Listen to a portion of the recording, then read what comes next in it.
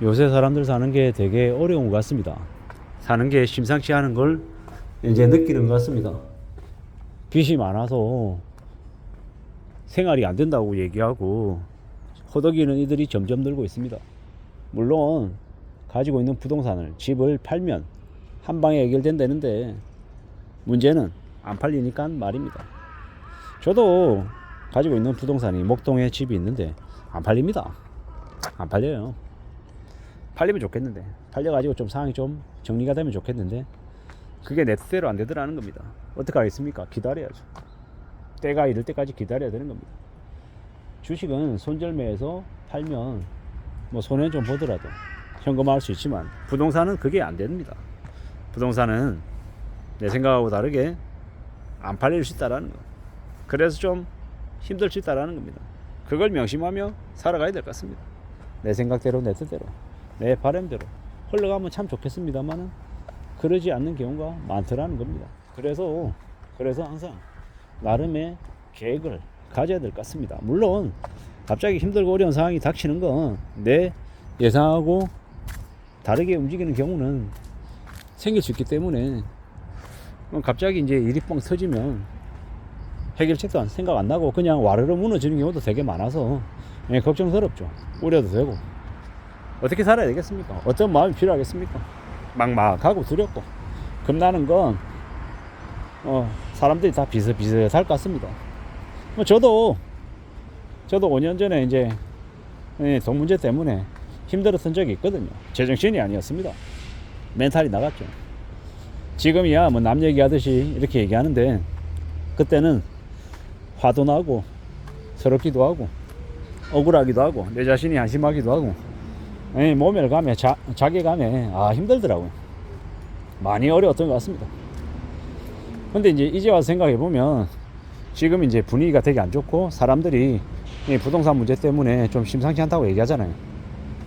어떻게 보면 저는 감사하게도 2019년에 매를 먼저 두드려 맞았습니다. 아주 센 매를. 그리고 2019년부터 2024년 상반기까지 그 일을 겪고 난 이후에 좀 생각이 조금 달라졌죠. 어쩌면 그때 2019년에 큰 매를 맞지 않았다면 내가 어땠을까? 모르긴 몰라도 지금 한 아파트를 한 3-4채는 샀을 겁니다. 3-4채 사서 감당 못할 빚에 허덕이면서 연끌해가지고 주택담보대출 왕창 받고 원리금 받으며 허덕이며 살고 있을 겁니다. 그러면서 희망으로 돌리고 집값 자산으로는 40억이다 50억이다 이렇게 개소리하면서 아마 대출 낸 걸 정당화하면서 집이 안 팔려가지고 허덕이며 아마 살고 있지 않을까라고 생각합니다. 거의 아마 100%일 겁니다. 근데 그럴 수 없게 그럴 상황조차 안 됐던 거죠. 이제 왕창 이제 침몰해가지고 그냥 허덕이며 사는 이제 신세가 됐던 탓에 그게 안 됐던 겁니다. 지금 생각해보니까 지나고 난 얘기니까 하는 말입니다. 그게 차라리 나았었구나라고 말입니다. 진짜 나은 건 아니고 그냥 그런 마음이 들 뿐이다라는 거고 앞으로 아마 제가 지난 5년 동안 겪었던 이제 느꼈던 그 충격적인 그런 기분들이나 그런 마음이 아마 연끌한 사람들, 비토한 사람들이 이제 빚 때문에 허덕이며 사는 삶의 모습이 아닐까라고 추정해 봅니다. 아마 크게 다르지 않을 것 같습니다. 살아도 사는 것 같지 않고 이제 정신이 나가서 이제 남들에게 그냥 이유 모를 적개감 가지고 내 인생에 비하를 하고 맨정신이 아닌 그냥 휩쓸리는 그냥 살아도 사는 게 아닌 그런 삶을 아마 앞으로 그들이 살 것 같습니다. 무서운 얘기죠. 이렇게 말은 그냥 아무렇지도 않게 하지만 그게 현실로 닥치면 꽤나 충격적이고 꽤나 무서운 얘기입니다. 우리가 사는 게 얼마나 험악하고 얼마나 잔혹할지는 그냥 말이 아닌 그걸 겪는 사람들이 아마 직접 모습으로 보여줄 것 같습니다. 앞으로 우리가 살아가는, 앞으로 우리가 두고 봐야 될 일들이 아닐까라고 생각합니다. 진지하게 마음을 먹고 지내야 될 것 같습니다. 꽤나 무섭고 꽤나 두렵고 꽤나 혼란스러운 일들이 많이 벌어질 것 같습니다. 정신을 차리고 살아야 되는데, 마음 좀 굳게 먹어야 되는데 어떻게 되려나 하고 이제 살펴봐야죠. 따져봐야 될 것 같습니다. 앞으로 우리는 많은 이 무자비하고 충격적인 일들을 겪게 될 것 같습니다. 못 겪게 될 것 같습니다. 아니, 이미 지금 겪고 있습니다. 엄마가 5살짜리 애 데리고 추락해가지고 극단적인 선택을 했다라는 이야기가 최근에 뉴스로 나오더라고요. 무서운 얘기입니다. 저게 뭔가 싶기도 하고 좀 많이 잘못된 거잖아요. 정말 아니다라고 생각하면 자기 혼자 그래야지 왜 자식을 5살짜리 애를 그렇게 하냐라는 겁니다. 그런 뉴스를 보면 자식을 둔 부모 입장에서 제가 화가 많이 납니다. 너무하다라는 겁니다. 너무하다라는 거. 앞으로 우리가 그와 비슷한 뉴스들을 꽤나 많이 목격하거나 아니면 전해 들을 것 같습니다. 무서운 시대죠. 무서운 얘기입니다. 앞으로 더 단단하게 더 안전하게 살아가려면 어떻게 해야 될까라고 또 스스로에게 묻습니다. 이 험난한 시대를 살아가는데 꽤나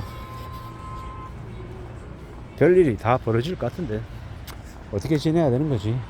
괜찮을 수 있을까? 괜찮은 날이 오긴 할까? 라고 이제 스스로에게 계속 묻는 거죠. 영원히 안 올 것 같고 계속해서 상황이 암울해질 것 같다라는 걱정도 듭니다. 그래서 더욱 이제 드는 생각은 앞으로 어떻게 살지 두려움을 가지고 겁내고 살고 내가 할 수 있는 범위 안에서는 최대한 아끼고 최대한 좀 대비하며 지내야겠다라고 마음먹는 겁니다. 그래야 괜찮아지지 않을까? 그래야 삶을 좀 유지시킬 수 있지 않을까? 라고 생각합니다. 많은 어려움, 많은 고민, 많은 걱정들이 있는 사람들이 지금의 사람들일 겁니다. 저도 그러하고 그래서 항상 나중을 위해서 대비하고 준비하고 대처할 각오를 해둬야 될 것 같습니다. 안전하게 살 생각을 해야죠. 그래야 우리 삶을 지키는 거 아닌가 라고 생각합니다. 험난한 시대를 살고 있어서 너무 막막해서 너무 암울해서 여러 가지 고민들이 듭니다.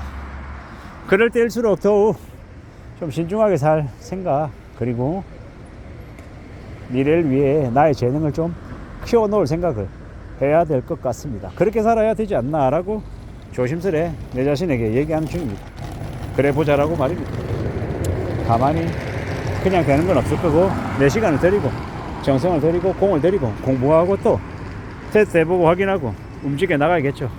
그래야지 뭐든 만들어질 것 같습니다. 잘 생각하고 잘 따져보면 지내야 될 것 같습니다. 이상입니다.